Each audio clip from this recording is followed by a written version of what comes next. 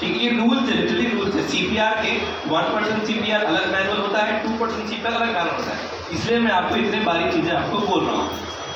तो ये बेसिकली आपको एसेस करना है कि वो सांस ले रहा है कि नहीं ले रहा है, ठीक है। और आपको ये सिर्फ 10 सेकंड के अंदर तय कर लेना है कि वो सांस ले रहा है कि नहीं ले रहा है। अगर वो सांस ले रहा है तो आप पहले ठंडी सांस ले देंगे, ठीक है, वो बाहर आ है तो जिंदा है, ठीक है। एयरवे अभी उसका बाकी है, ठीक है ना, एयरवे उसका बाकी है, तो सांस ले रहा है कि नहीं ले रहा है, खासतौर पे नोज से, ठीक है। या फिर हार्ट रेट आपको समझ में आता है तो आप लगा के देख लें, ऐसा हार्ट बीट समझ में आ रही है, किसी भी हैसियत में आप एयरवे चेक कर ले सकते हैं।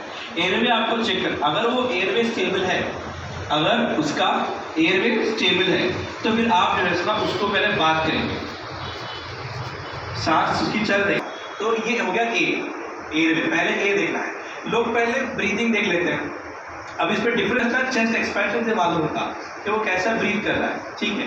लेकिन वो ब्रीथ मेरे ख्याल से तकलीफ से कर रहा है, गैस स्पिन में कर रहा है, लेकिन एयर क्लियर नहीं है उसकी, तो एयरवे ब्लॉक है, लेकिन ब्रीथिंग थोड़ी सी, क्योंकि वो जिद्दोजहद कर रहा है ना, एक बॉडी खुद ऑटोमेटिकली कर रही है। इससे पहले एयरवे देखना है, उसके बाद आपको फिर ब्रीथिंग देखना है। ब्रीथिंग में आप देखेंगे गैस कर रहा है, ठीक है। फॉर एग्जाम्पल के तौर पर अभी आपके सामने करके दिखा, ठीक है, वो ब्रीथ कर रहा है, परेशान है, और वो ब्रीथ कर रहा है, ठीक है, सिंपल है।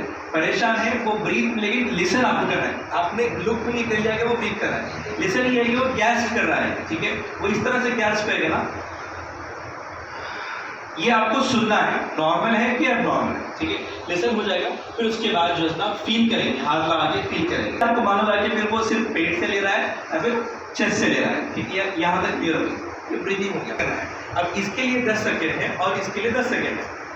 मोस्टली दोनों मिले जुले ही आते हैं, accept in few cases, accept in few cases. For example sir को बहुत जोर से मार लग गया, पेशेंट वहीं पर बेहोश हो गया है, ठीक है, तो उसमें से अगर ऐसे हिस्से में ब्रेन डैमेज हो गया, फॉर एग्जाम्पल उसको स्पाइन की इंजरी हो गई है, इस हिस्से में इंजरी हो गई है, तो ब्रीथिंग कॉम्प्रोमाइज हो जाएगी, लेकिन एयरवे शायद बैलेंस रहेगा।